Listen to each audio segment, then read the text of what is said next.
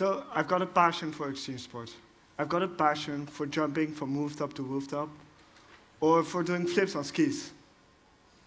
When I was 14 years old, I trained all day through, and I decided to go for one last rail. A rail, for the ones of you who don't know, is a piece of metal where the skier can slide on in order to score points in competitions. On the rail, I fell. I looked down on my arm, and my arm was lying there in a hook of 45 degrees.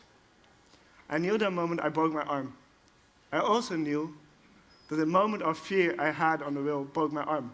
The self-doubting I had broke my arm.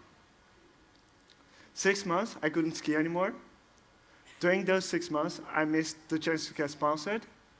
I missed important competitions. And it didn't really get to me because I thought, I'll come back stronger. I'll come back and catch up with everyone else. I'll get sponsored. I'll get to those competitions. But when I was standing on the slopes, every time I looked down to the rail, this image of my arms popped back up. And every time I tried them, I fell. So then I started wondering, what is fear really about? What is the use of fear in our brains? And I found out that fear isn't something which is supposed to hold you back. Fear is just a tool for your mind to know if something is just wistful or stupid. And the way I think we're supposed to know if something is just wistful or stupid is to objectively look at the risk and the reward.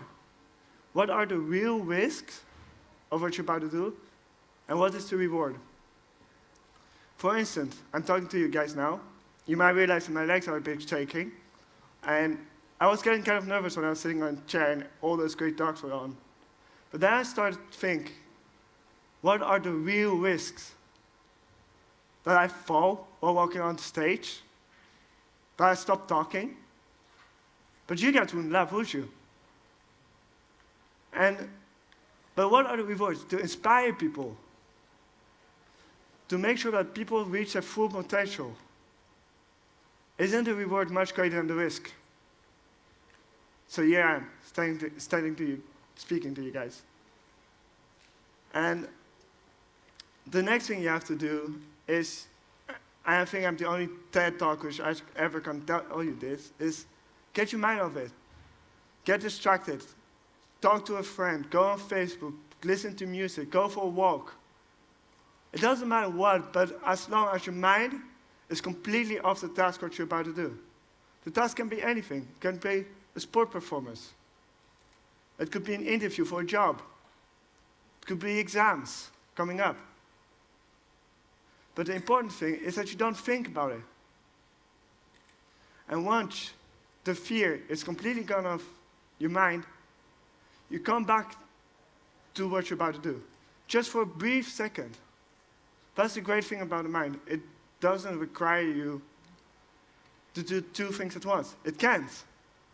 So if you just think for a second of what you're about to do, then the fear can't kick in. And then, before the fear comes, you do it, and you reach your full potential. So go ahead and reach your full potential.